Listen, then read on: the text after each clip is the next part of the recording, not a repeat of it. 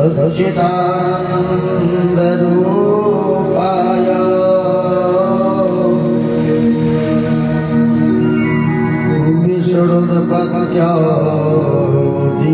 विष्णुपत्यादिहेतवे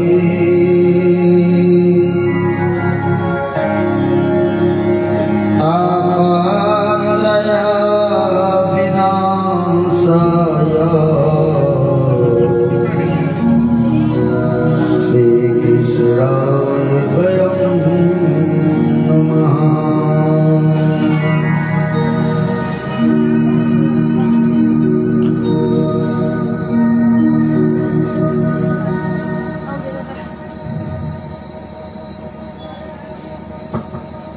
प्रभु की श्री मुरली मनोहर घनश्याम राधा वल्लभ सरकार की असीम कृपा है कि आज हम लोग भगवान की चर्चा में विराजमान हैं और प्रभु की इतनी बड़ी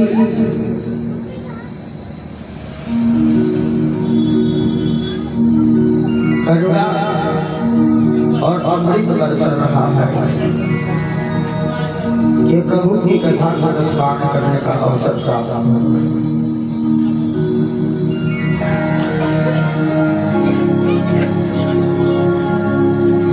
कल की कथा में हमने आप लोगों को बताया कि किस प्रकार से परीक्षित जी का जन्म हुआ था।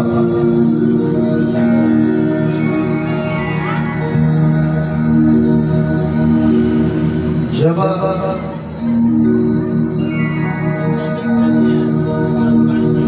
परीक्षित जी का जन्म हुआ तो ये पांचों भाई बहनों किस प्रकार से अपने परम धाम को चले गए। तो परीक्षित जी जब राज करने लगे तो परीक्षित जी ने उत्तर की कन्या इरावती के साथ अपना विवाह किया, जिससे 4 पुत्र हुए थे, जिसमें सबसे बड़े पुत्र का नाम जनमेजय रखा था।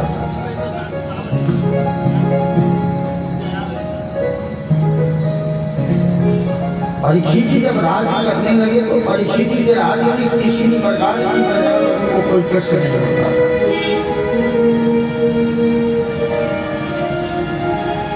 परीक्षित जी के राज्य में निशादे खंडम करे धर्मम तहे तवे।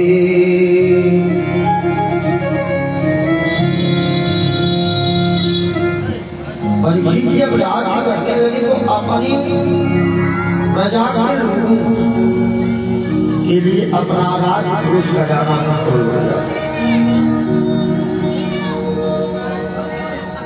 और परीक्षित ने अपने राज्य में घोषणा किया था कि मेरी प्रजा के लोगों को किसी भी प्रकार का कोई कष्ट नहीं होना चाहिए।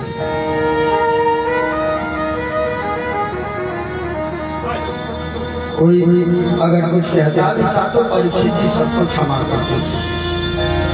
समझा जाता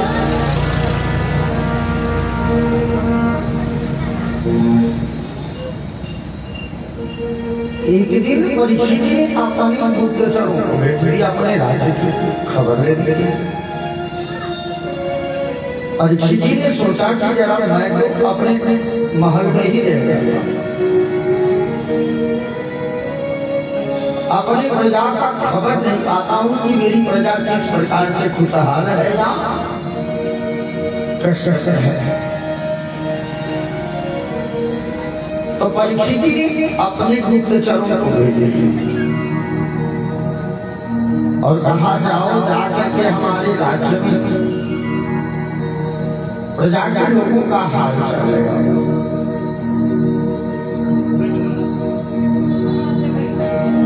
और जब प्रजा के लोगों के हाल चाल के लिए जब भेजा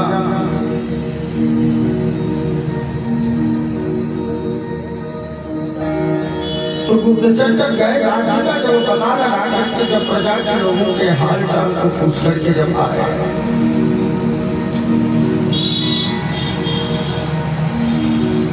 उस समय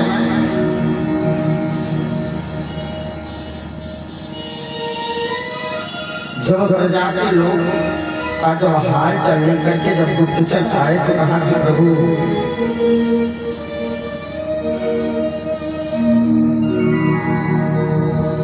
आकर के जीवनी बताया तो पूछा परीक्षित जी ने ये बताओ कि मेरी प्रजा के लोगों का क्या हाल है।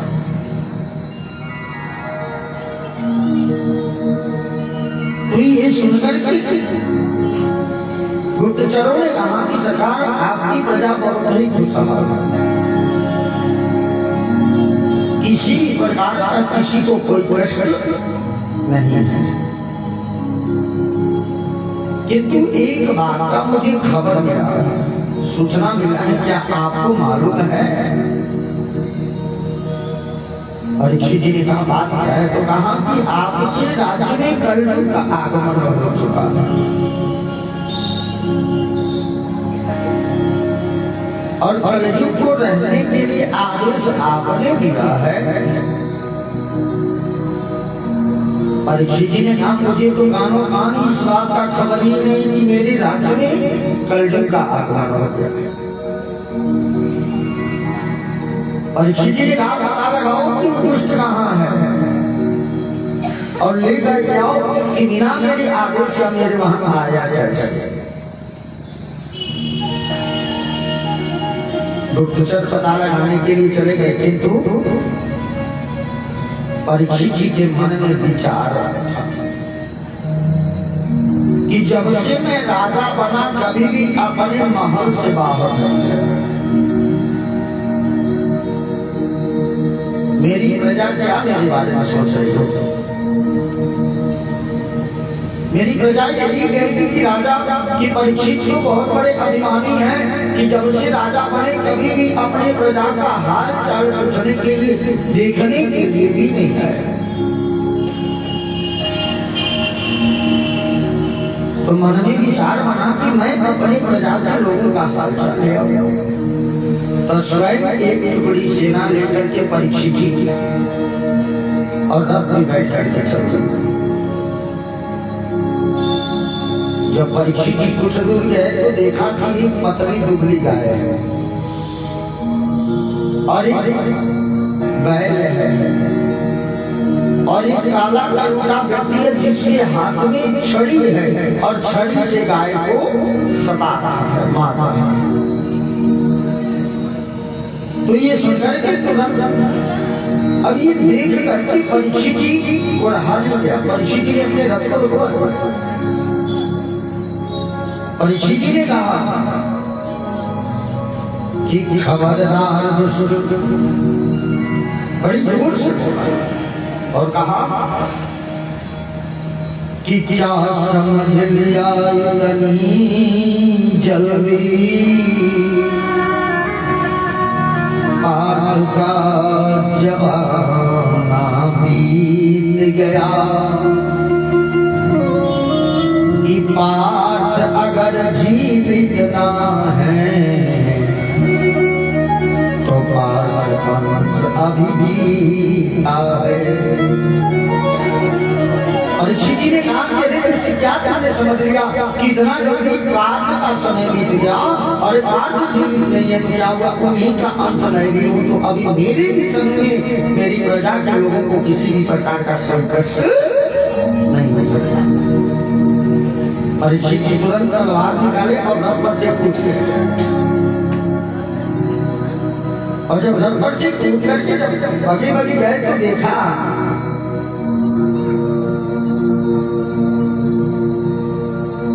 उस समय परीक्षित जी ने विचार किया अब क्या करूं, जो वही है काला कलुरा जो व्यक्ति था परीक्षित जी के पैर में आकर के गिर गया। परीक्षित जी ने कहा मेरे कुल का नियम है कि जो हम लोगों के शरण में आ जाता है ना तो उसे हम लोग मारते थे, किंतु तुमने गाय को सताया है और गाय को हम लोगों ने माता का दर्जा दिया, तो दंड तो तुम्हें मिलेगा लेकिन मैं मारूंगा नहीं। कि शरणागत कहूँ जो जतही निज अनहित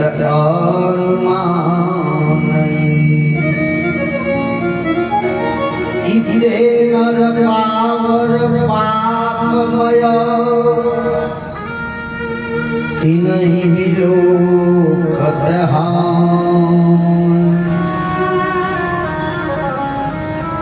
परीक्षित जी ने विचार किया कि क्षमा तो बड़े बड़े चाहिए कि क्षमा धर्म क्षमा सत्यम क्षमा दानं क्षमा यशः क्षमा स्वर्गस्य क्षमा सत्यम सोमामिति वेदविदो विधिः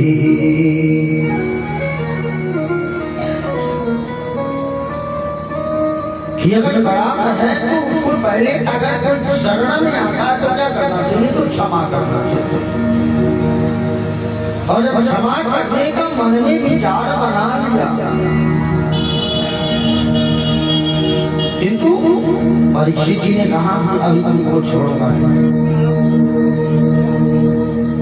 और जब कहा कि मैं तुम्हें छोड़ूंगा नहीं तो तुरंत परीक्षित जी चले गए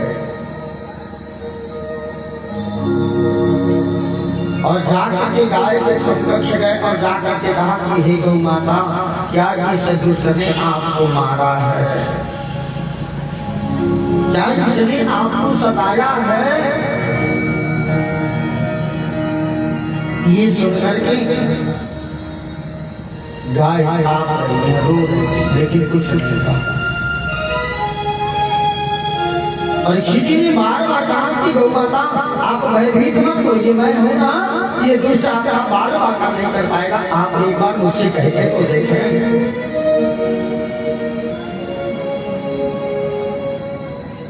ये देखकर के परीक्षित जी जब बार बार गौ माता कह रहे थे तो उसी समय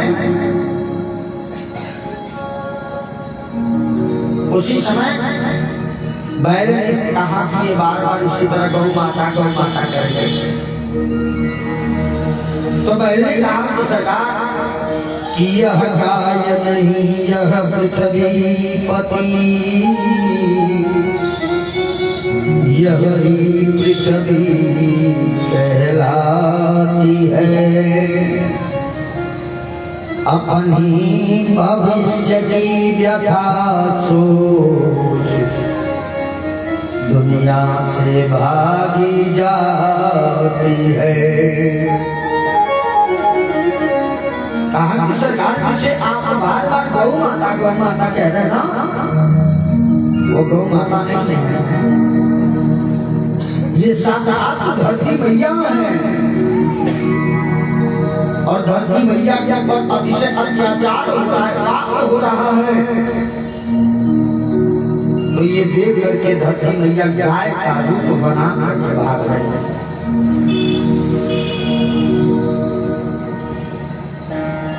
अब ये सुनकर के तब तक परीक्षित ने बैल की तरफ देखे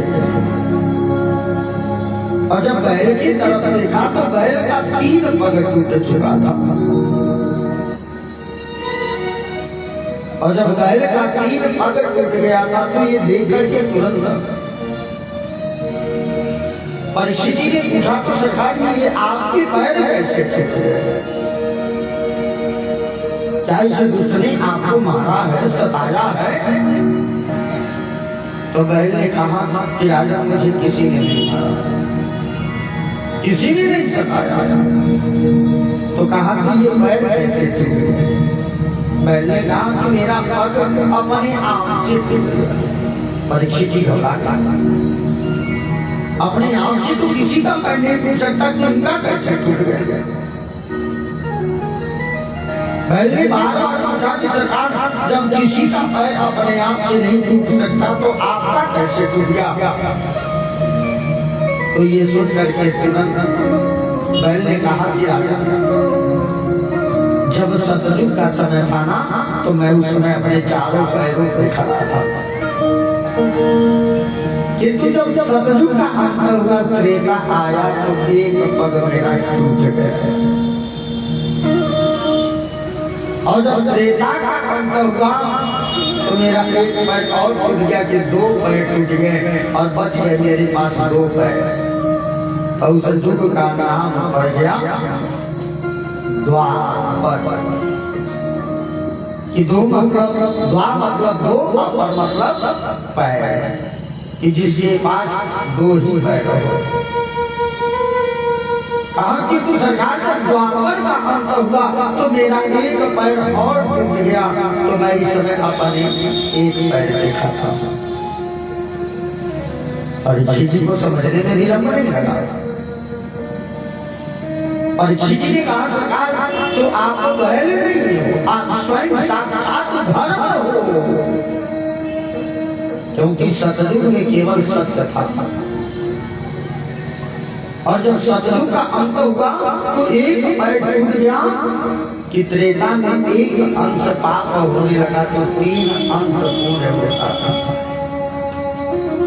लेकिन जब त्रेता का अंत हुआ, जब द्वापर का आगमन हुआ,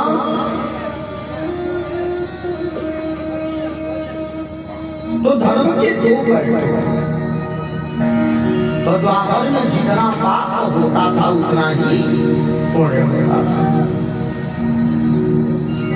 और जब द्वापर का अंत हुआ तो इस कलयुग में तीन अंश पाप होने लगा तो एक अंश पुण्य हुआ। और उसी एक अंश पुण्य के ही पूरी धरती विराजमान होती की हुई है। उसी एक पुण्य के ही वो धरती विराजमान है, एक अंश पुण्य।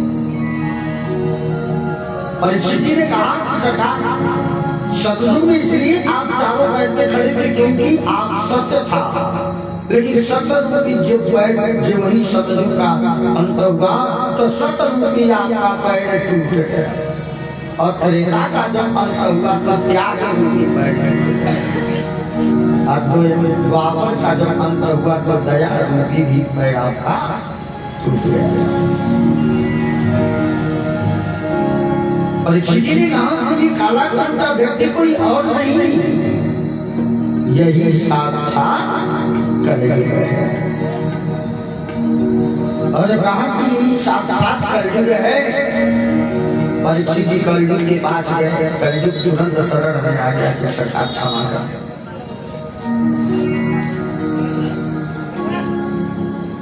और कहा कि क्षमा करें।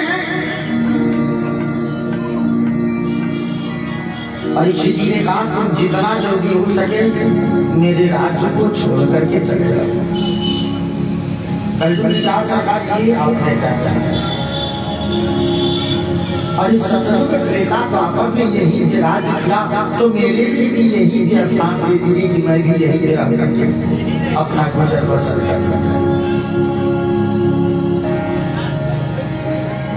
यह सोच करके परीक्षित जी ने कहा नहीं तुम मेरी राज्य को छोड़ के चले जाओ। तो कलयुग ने कहा चला जाओ। और जब कहा कि सरकार ये बताओ कि आखिर मैं जाऊं तो कहाँ जाऊं।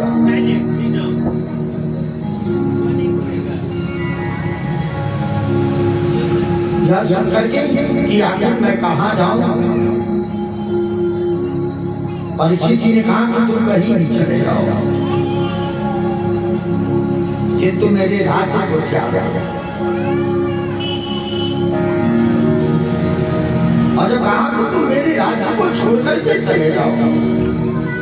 कलयुग ने कहा कि सरकार सतयुग कहा कि जहां से सूर्य भगवान उदय होते हैं और जहां अस्त होते हैं वहां तक का एक आधिपत्य राज्य था। तो इसके अलावा कुछ बचे ही नहीं रहा, मैं जाऊं कहां। कलयुग ने कहा कि प्रभु सबसे उम्र भी मेरा कम है, यही भी कोई होना छोटा सा दे दे वैसी में गुजर बसर हो जाएगा। और कहा कि कोई छोटा सा कोना दे देंगे तभी भी मेरा गुजर बसर हो जाएगा। कलयुग ने कहा कि उम्र भी मेरी सबसे कम है। परीक्षित जी ने पूछा कितनी उम्र है। कलयुग ने कहा सरकार मेरी उम्र 4,32,000 वर्ष की, सबसे कम उम्र है,